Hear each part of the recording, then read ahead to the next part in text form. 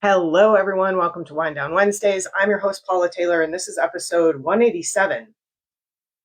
So, this is the most uncomfortable I've been with a podcast topic since I can remember. And right now, I've given this a number, 187, but I may not air this publicly. Sometimes I say that and I do it anyway. And my guides told me to do this today. So, I trust them, but I'm very uncomfortable with this topic and a little bit nervous about this. And I was sitting here like trying to figure out why. And I might talk through that just briefly before we get into my stories. So today's topic is what's the deal with lizard energy? Last full episode, we talked about what's the deal with trickster energy. And this is sort of this series is kind of leading us to talk more about integration. I had this kind of peak integration experience a few weeks ago, a month ago or so. And in order to reintegrate, in order to achieve integration, we have to have some understanding of the energies of duality, of the energies of separation that do still exist in this physical plane and will continue to as we head toward more integration, as we head out of the 3D, which is all kind of duality, this or that, black or white. There is still a spectrum there, but the differentiation of energies is a 3D thing. As we head more into this 5D energy, we're heading more toward oneness. There's still differentiation in the 5D. There's still different types of energy, but the densest, kind of darkest or most compact, most fear-based energies don't exist as much in the 5D. And I think that one of the reasons my guides are asking me to do a little bit of this series talking about these denser energies is that we're meant to be letting go of these collectively as we move into this expansion, as we move back toward more reintegration, closer to source energy. And I was sitting here thinking about, like, why does this lizard energy or just talking about this scare me so much? There's a little bit of like, this sounds really crazy. I don't know why it sounds crazier than trickster energy, but for some reason in my mind it does. And also, this energy is scary. Trickster energy is creepy. It's more like, this energy is more like the jump scare in the horror movie. The trickster energy is more like a psychological fear or kind of a creepy fear, because the trickster energy is purposely trying to disguise itself. And that there's something very scary about that, because you have to have a deeper level of awareness. Lizard energy, once you're aware of it, is fairly obvious, and it's also still kind of scary. And I've been working through dealing with this energy, recognizing where it came into my space in this lifetime. Mostly, I do have a past life experience with this I may or may not get into. But a lot of this is more focused on this life, and maybe that's another reason the trickster energy felt like it was more rooted in a past life version of myself, and this lizard energy has really come up to be cleared and released and banished, exiled, strongly disinvited in this lifetime.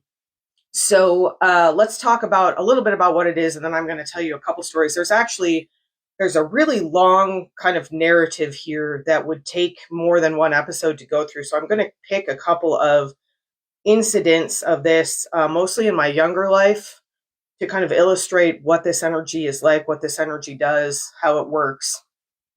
One of the reasons that I think this feels a little vulnerable is that, like, when I was trying to talk to my husband about this, when some of these things were happening, he was like, you sound like one of those people talking about like lizard people and how lizard people are controlling the government or whatever. And so I want to be clear, I'm talking about lizard energy. There is a lizard dimension. I was there. I guess I'll just start with the past life thing, because that's where I'm being led. So I incarnated into this lizard planet, dimension, space once. With my guide, Jay, we actually decided to share a body, I think, because we knew it was going to be rough. And we were literally torn apart for our light. And that actually is a very good short description of what lizard energy does. So maybe that's why they kind of guided me to start there. So lizard energy is this very straightforward. I call it lizard energy, and because it's linked to this like lizard dimension, I guess I channeled the title of lizard energy. But this is essentially predatory energy that is just trying to use you as food, use your energy as food. In my past life remembrance, it was they consumed our bodies or kind of ripped them apart. Sorry, this is really violent and graphic, and it was a very terrible memory. But they were trying to get at the light. This is an energetic thing. This is why I call this lizard energy. And I first became aware of this energy consciously about 2 years ago when I met somebody who was really embodying this energy. So just like trickster energy, I feel like most of the time, lizard energy is kind of opportunistic. It sort of jumps in and takes over when somebody is open to it or kind of in a state of vulnerability. Being angry a lot of times, I think, is when lizard energy can come in. And there are people who are fully devoted to and embodying this energy kind of full time, just like trickster energy. So I met somebody about 2 years ago, just in passing. This is not someone that I know or that is in my life continually. It's just someone I met one time. I happened to be with a couple of other energy workers when this happened. And this person, right away, they were actually moving like a velociraptor in Jurassic Park. If you remember the velociraptors, they're like miniature T-Rexes kind of, but they spend all of Jurassic Park kind of hunting and killing almost for sport. Like it's not exactly like they're going to eat the people or like they're hungry. It's like they're hunting them for sport and they're kind of hunting in groups. And I do think lizard energy tends to kind of come in packs sometimes. I think people who are devoted to that energy operate in groups. I think opportunistically it can come into people in a moment of rage. A lot of times I think it's a moment of rage. So I met this person, and even physically they presented to me like a velociraptor. They were moving. They had kind of their hands tucked up. I realized that if this comes out on the podcast, you won't see me on the video. So this person had their hands their arms bent and their hands sort of tucked up out in front of them. And their hands were actually kind of opening and closing. And their head was sort of like moving back and forth, almost kind of like a chicken. But it was this really weird movement that, again, I'm glad someone else was there, because I think if I had been alone, I would have like almost thought I imagined it, because it was so obvious. It was such an obvious way to be. And this person in the space I was in was very obviously looking for food, is what it felt like energetically, and kind of like looking around. Is there anything I can eat? Is there anything I could eat? And I could feel the energy kind of pushing up against me and like, is there any food here? Is there any food here? That kind of sums up lizard energy. Is there anything I can consume? And they're looking to consume light. That is kind of the feeling that I get. And after this, we were no longer with this person. Like I looked at the other two people I was with and I was like, that was weird, right? That was really strange. What did you guys think? And like pretty quickly we arrived at this consensus of this sort of energy of taking. What can I get from you? What can I find here? What can I take? And it's very interesting because in this context, I offered this person a gift energetically, and I could tell they even said, I can't believe you just gave that to me. I can't believe you just gave that away. So that is a very good description of how this kind of lizard energy functions. It's a very predatory, it's a very kind of hindbrain, limbic, maybe even below the amygdala, like brainstem response of survival. I need light to survive. Where can I take the light? And if you offer the light freely to someone who's working with this energy, it's like it kind of short circuits their brain a little bit. It's like does not compute, because they don't understand giving or generosity, because to them everything is about taking, and they're taking to survive. It's a lot more straightforward than trickster energy. And again, I find it more scary, like jump scare scary versus like creepy. Trickster energy is more kind of creepy. And maybe that's partly why this is uncomfortable, or maybe, I don't know. I know I talk about some weird things on the show, but for some reason this seems really out there even to me, or maybe it's just uncomfortable because I've been doing this work recently, but I had also been doing the trickster work recently. So if in the future I get some more clarity about this, I will happily share.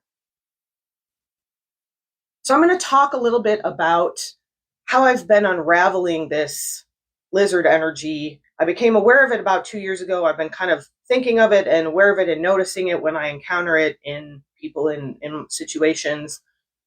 And then maybe about a year ago, 9 months ago, time is weird now, I started working with a practitioner who helped me find my personal connection to this energy, these places in my life where I had been attacked by lizard energy. It is very much an energy of attack.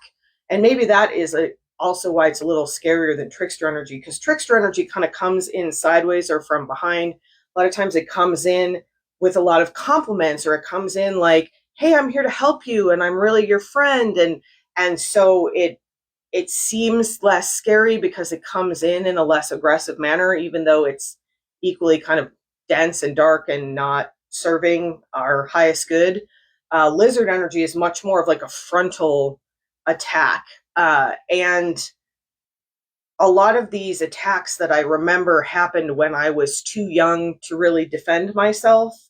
I had Archangel Michael there in some instances to help me, and in the one that I'm actually going to talk about next, he was blocked from entering this restaurant I was in. I think it was warded in some way, which makes me think that there was some sort of intention there by, I don't know if it was the people who owned it, or I'm not sure.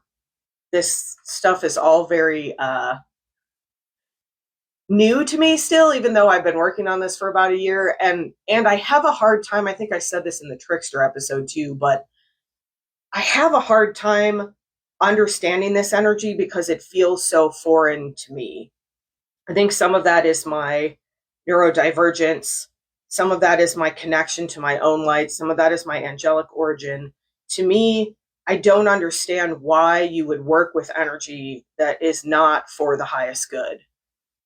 And so when people, especially willingly, are working with this denser energy or darker energy, it's like I have like a does not compute moment, because it doesn't make any sense to me. And I think I have a hard time processing that. So I've been working on this again for like about 9 months to a year. And after I did the what's the deal with the trickster energy, my guides were like, you have to do what's the deal with the lizard energy. And I was like, no, I don't. Do I? No. So I'm stalling. I'm going to get into this story. I may tell two stories. I'm going to see how the time works out.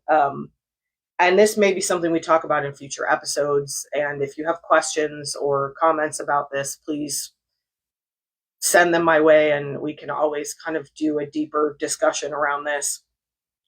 So I have uncovered kind of like three main attacks in my life. The first one happened when I was a baby, and I don't want to go into that one.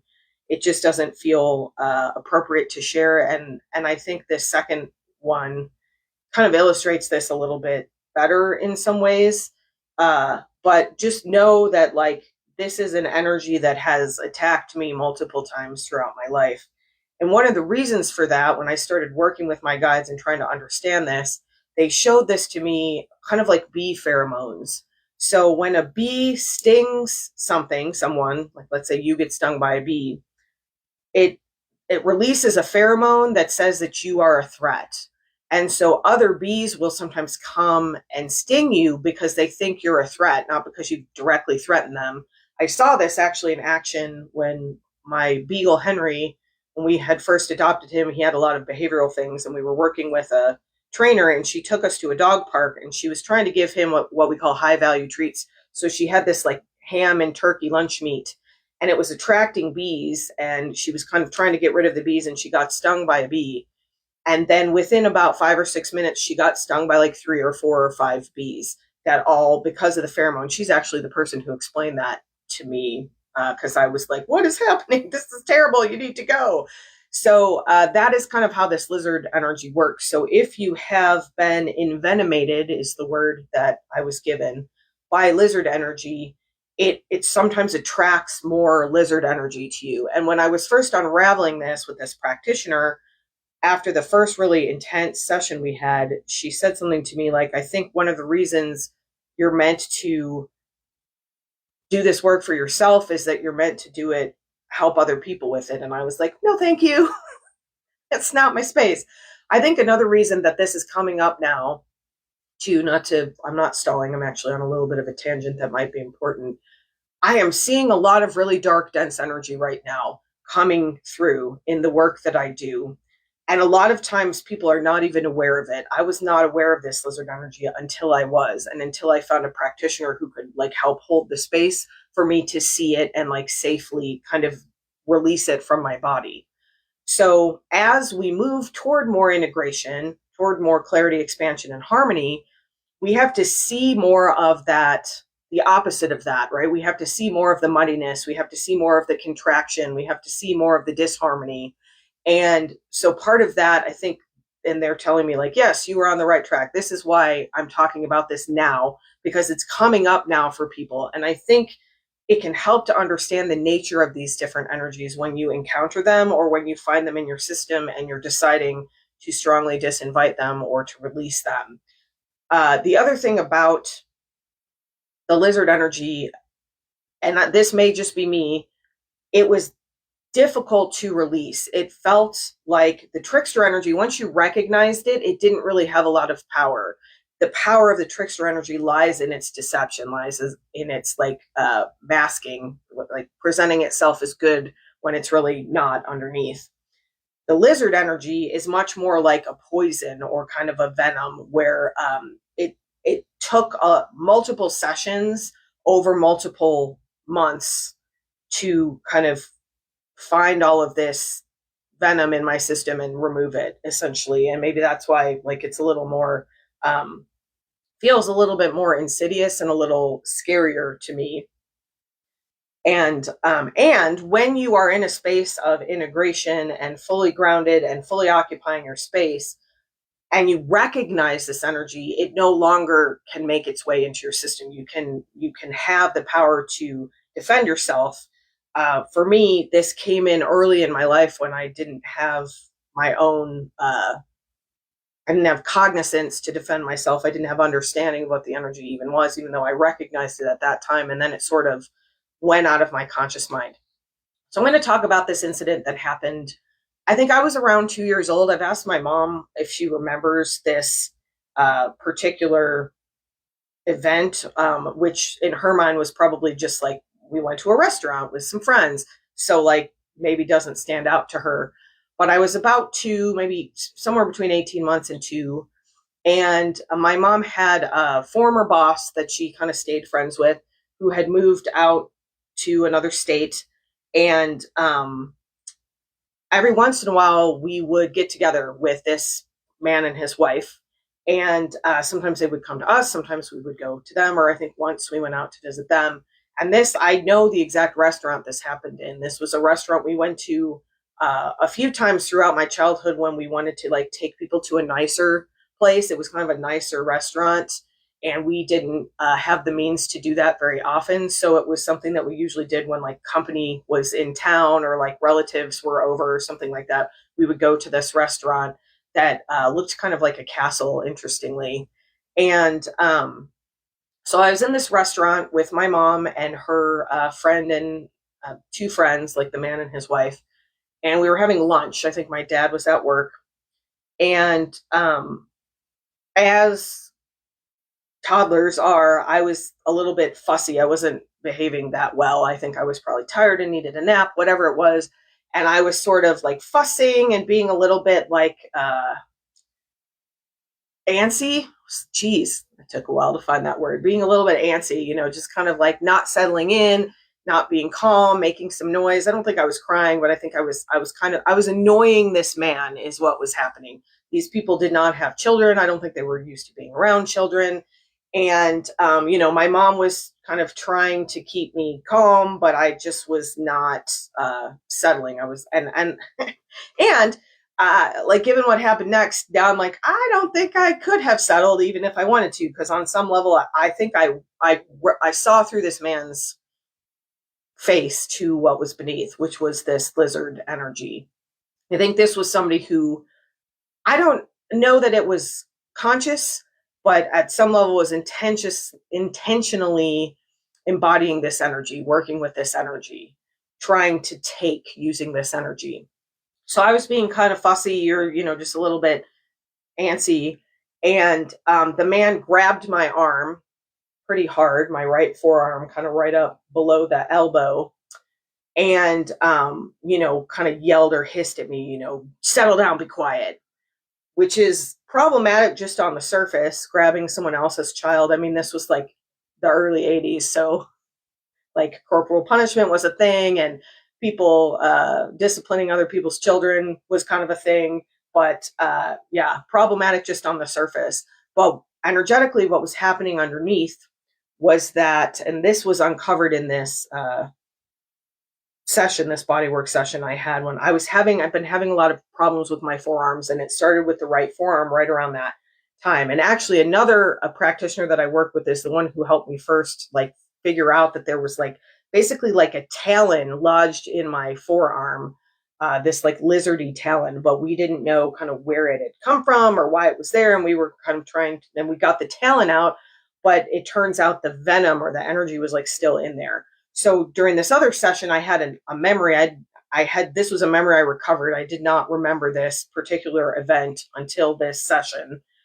And when this man grabbed my arm energetically, like he put a lizard talon, he like inserted a talon into my arm and left it there. And like all of this venom shot into my system. And it was very interesting because the body worker I was working with was like, this is why this is happening in your nervous system. And this is happening in these muscles. And it was very interesting, and it explained the physical release work, the somatic release work we were trying to do, which is why I do somatic release work and energy work, because they're very interwoven. So the rest of this story is that I started screaming because, first of all, I saw the face behind the face, which was like a lizard face, and it hurt physically very badly and energetically very badly. And while I was recovering this memory in this bodywork session, I was like, where was Archangel Michael? Because he's my guardian angel. He was locked outside, and some of the trauma of this memory was listening to him scream outside because he knew this was happening and he could not come in and he could not stop it. And I believe that this restaurant was actually warded in some way, or maybe the man warded it as he came in to keep out this angelic energy. And the interesting thing about this lizard energy is that, again, it is looking to consume light. And the sad part about this is that it is looking to like recover its own light, but the only way it knows how to do that is to consume, to take. And that will never lead you back to the light. That will lead you into more darkness, more contraction, more density. And this energy does not understand that. So this energy is very attracted to light. It is very attracted to people who have a clear lighthouse, for lack of a better word. Sometimes we talk about everyone has light, everyone has the same light, but some of us are maybe more connected with our quantum origins and the light is shining a little bit brighter. Some of us come in with very clear pane of glass. You could think about this kind of like a moth being attracted to a flame, or like a light bulb. The dirtier the glass is around the light bulb, the dimmer the light appears. The light itself is not actually dimmed, but it appears that way. It also explains why a lot of us who hold a large amount of light, a clarity around our light, try to hide that light because it can make us a target. I think that is partly why I was afraid to do this episode as well. And there comes a certain point in our integration when we recognize that there's nothing to fear. That does not mean that we're inviting battles with this denser energy, to be very clear about that. But there comes a point when we have extricated this venom and are holding our own space to the point that we can recognize this before it can even get close enough to kind of mount an energetic attack that is that close quarters. So some of the trauma of this was listening to Michael outside trying to get to me, him listening to me scream and me listening to him scream and like being apart and him not being able to come and protect me, which is his job, um, kind of gave us both trauma, which is very interesting because you wouldn't necessarily, some people, think that archangels are free from karma or free from trauma. And this is not the case. They are living soul embodied lives just like we are, just not in as dense of a plane. So that was, as that venom went in, it went in and up my arm. And as I was in the session, the body worker recognized it had envenomated my whole my system, my whole nervous system, essentially. And so we began to work to release this energy, and it was very intense.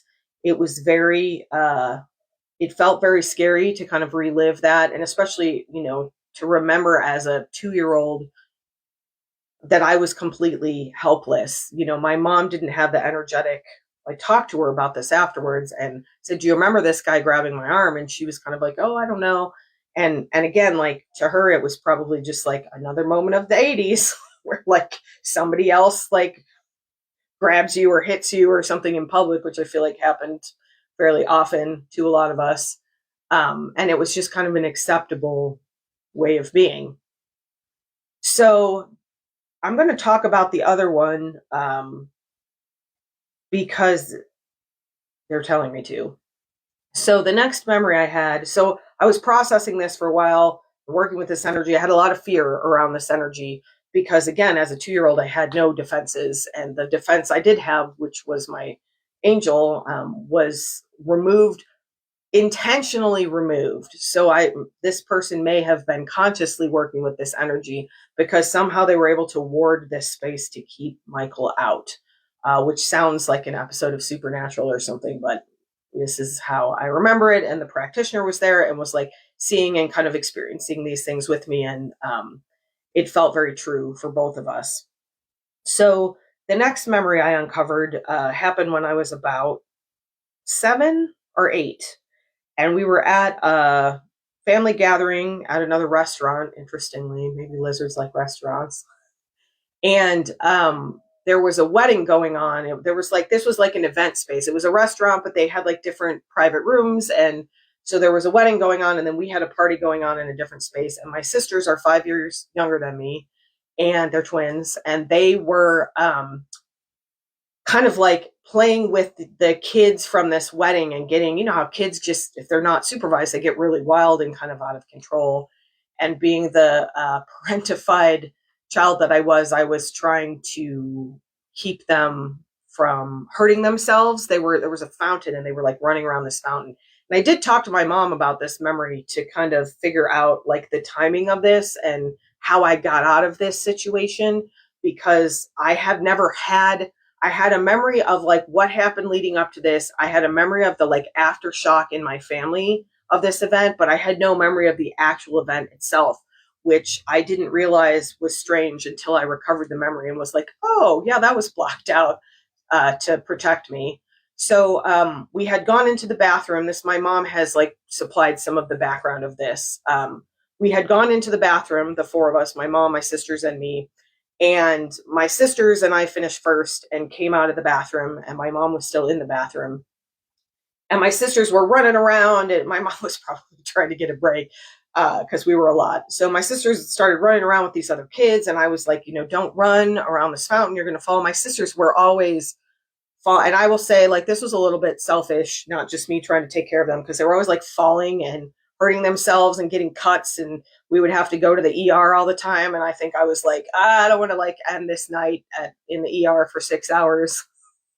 And so they were running around, and I was like, don't run around the fountain. It was like this big concrete fountain with a like tile floor. It was like, you're going to slip and fall, you need to calm down. And I don't remember this part. I'd have to double check with my mom again. I can't remember like if I maybe kind of grabbed one of them or if I was just yelling at them. I'm not sure. But my uncle came out and I guess decided that I was bullying them or picking on them or something. I'm not sure what happened. I do know that he was completely taken over by that lizard energy. I don't know if that was the only time, because when I went back and looked at other memories, like I never felt comfortable with this person, and nobody else really understood why. Like my sisters loved him and they loved being around him. And there was always just something like off about him to me.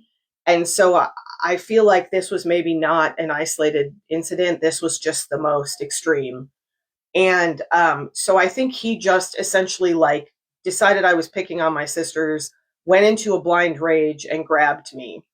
And I knew that that had happened. And afterwards, it really caused a big kind of schism in our family.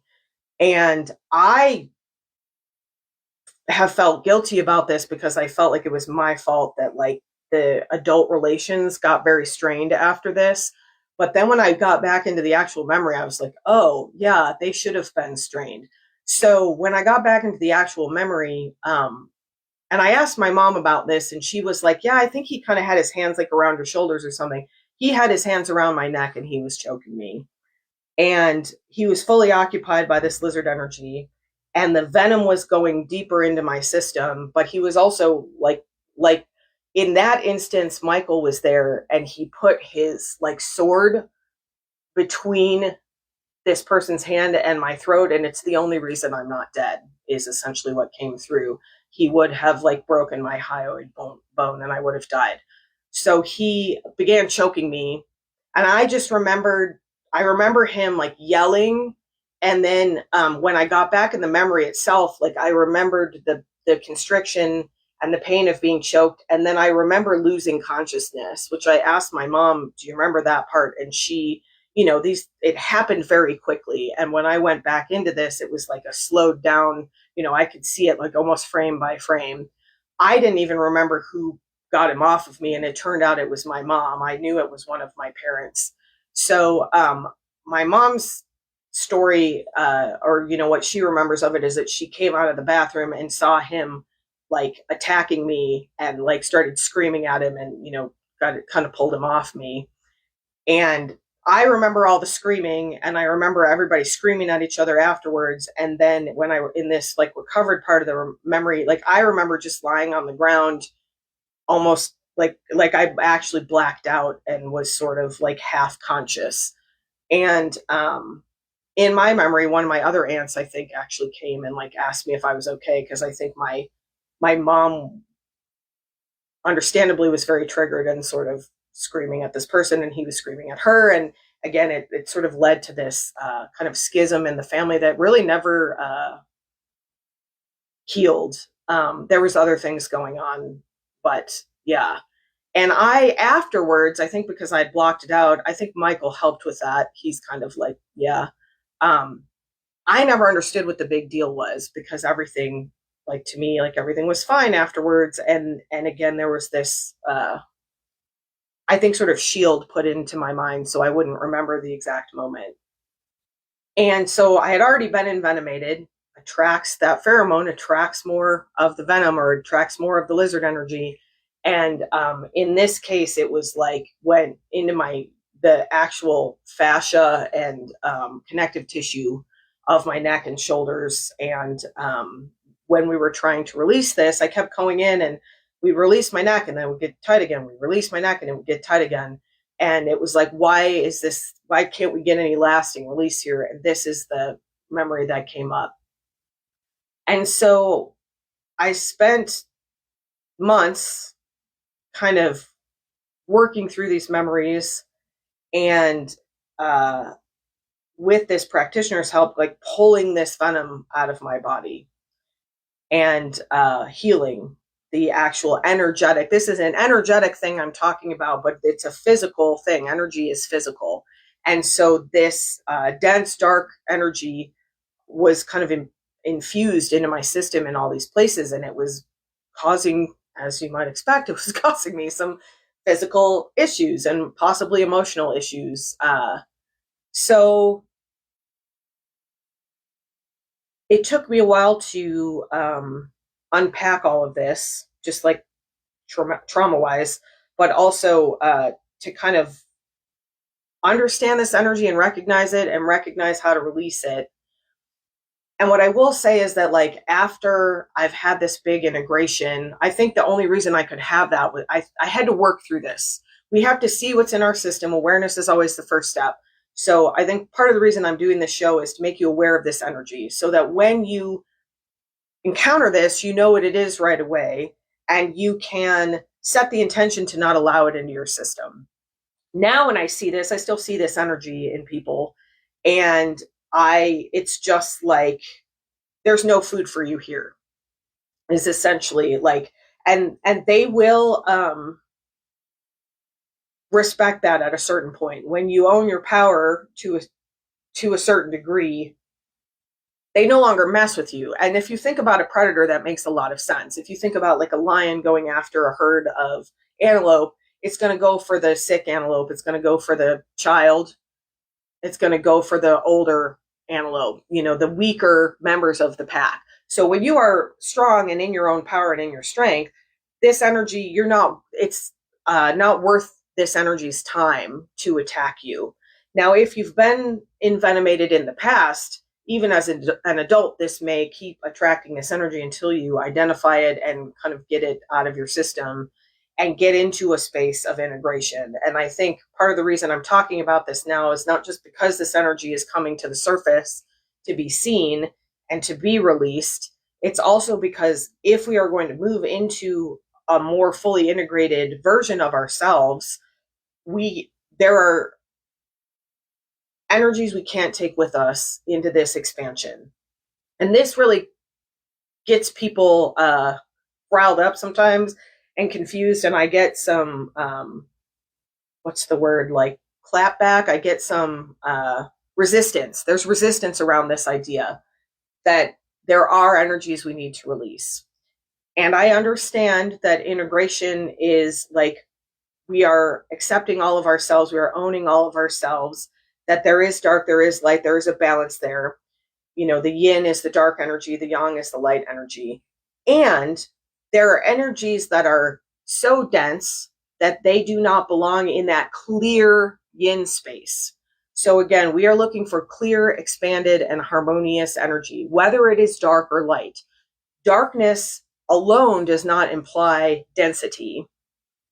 Denser energies tend to be dark. That's just kind of how they appear. But if you think about something like spiritual bypassing or toxic positivity, that is a muddy, dense, disharmonious or discoherent frequency that exists in the light. That is sort of using the light as a weapon, or this purity culture.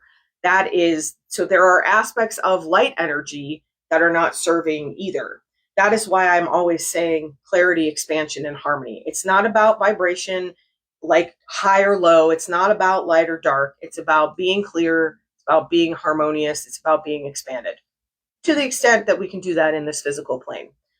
So as we head into more, I have goosebumps, as we head into more clarity, expansion, and harmony in this expansion, this humanity-wide call to expand, there are muddy frequencies we cannot take with us. In order to attain a certain amount of clarity, we have to let go of a certain amount of muddiness. In order to attain a certain amount of expansion, we have to let go of a certain amount of contraction. In order to attain a certain amount of harmony, we have to let go of a certain amount of disharmony or discoherence. And this trickster energy and this lizard energy, these are muddy frequencies that happen to be dark, that we are being asked to recognize, because the only way to release them collectively is to acknowledge them. And the people who are consciously or unconsciously, but intentionally on some level working with this energy, are not able to make this shift. Very rarely will I talk about, sometimes people are like, I'm afraid I'm not going to make the shift from 3D to 5D and I'm going to get stuck, or my partner's going to get stuck. First of all, you always have free will. You always have the ability to make a different decision. No matter how dark or dense the energy you're working with, you always have the ability to turn things around.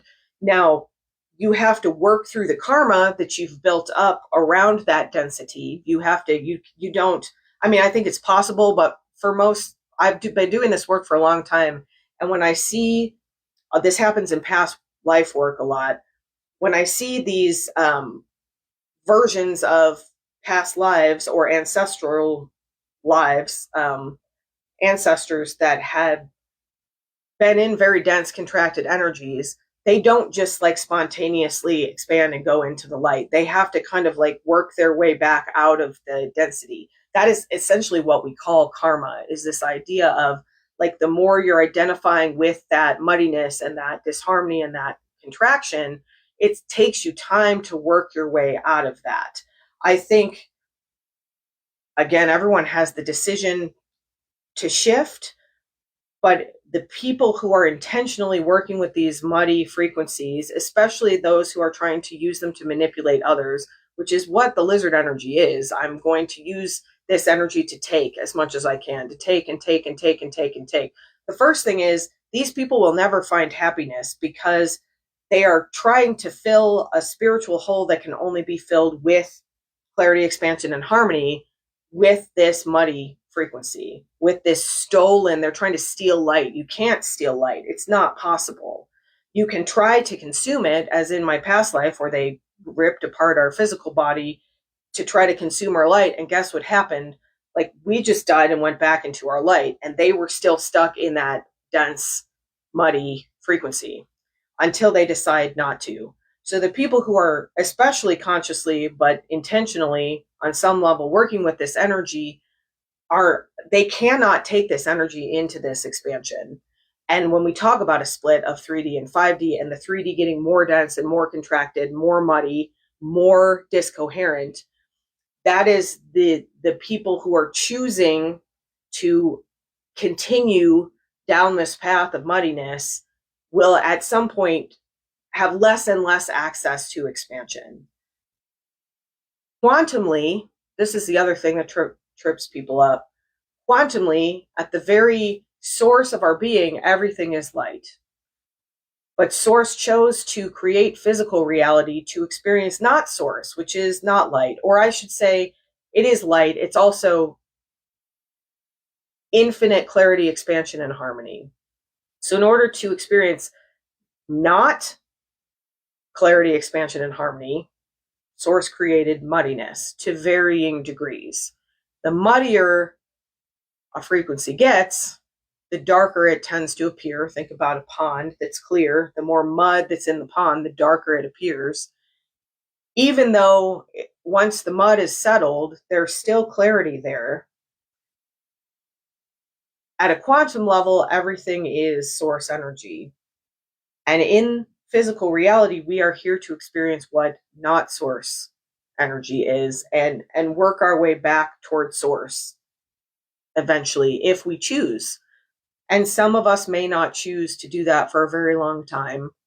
And that's okay. That's part of what we're experiencing here, but it makes it difficult, especially for those of us who have come in at this particular time in history. There's a lot of light workers here.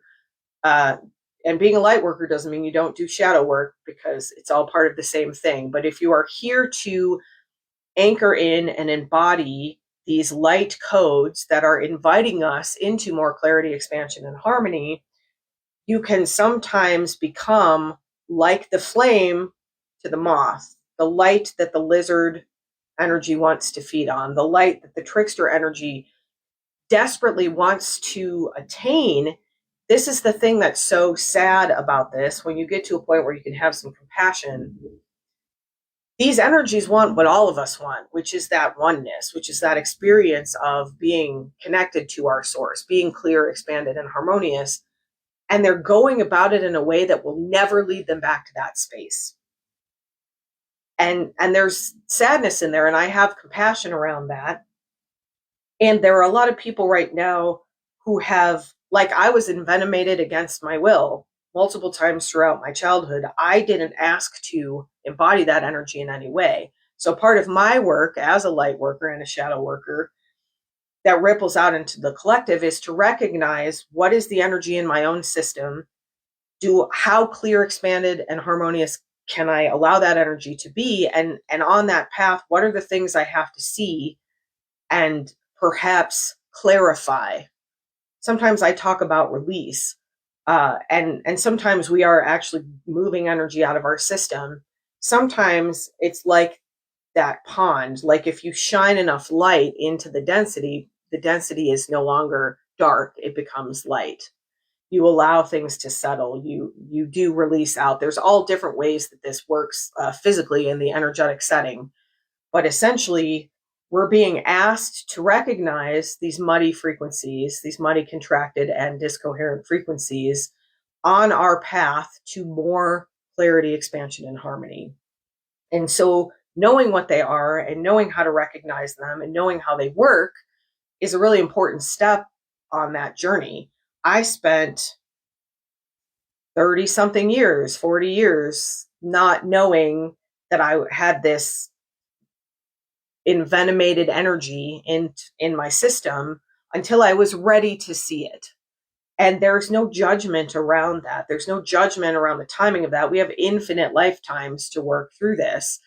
And there are many of us here right now we are on this, I can't remember the mathematical term, the graph where, the acceleration where like the graph is flat and then all of a sudden it goes up almost at like a vertical angle. There's a word for that I will think of later and then be annoyed that I couldn't think of it.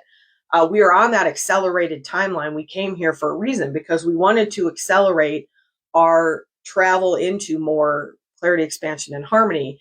And so we have more opportunity than ever before to see these things and to decide what we want to do with them. And when we encounter them in other people, sometimes it's a reflection. If I hadn't met that person that made me aware that lizard energy even existed, I would not have been able to find this venom in my system, this lizard energy in my own system, and work with it, clarify it, expand it out, and then harmonize my field. So if you're having some resistance around this, I understand it, and sit with it a little bit. And maybe this doesn't resonate with you at all, and that's completely fine. And maybe someday down the road, you'll be like, oh, I remember when that lady was talking about lizard energy, and geez, I might want to go back and revisit that. This energy can feel really scary. And the more intentional we are about working with our energy, about clarifying our own energy, this is not an easy process, but it's a very possible process. We are being assisted in this process more than ever before cosmically. And you may very well need help with this. If you're working with these denser energies, even to find it, I couldn't recognize it in my system until someone else held the space for that. You can go back to the episode about why we need each other, where I talked a little bit about all of the amazing practitioners that I know and work with. And as we build these communities together where we can hold space for each other, this is where we can start to support each other on this journey of clarifying our field. Because when we clarify, just by its very nature, we have to become more discerning. And as we become more discerning, things that we thought served us, we now recognize don't. And sometimes it feels like in the physical world, the 3D world, our circle becomes smaller and smaller and smaller, our circle of support. And we are in a transition where some of us are beginning to build circles of clearer support, of a more 5D focused support, a clearer, more expanded, and more harmonious support system. And it's a little bit slow going, and it can feel a little bit isolating. It can feel a little bit scary.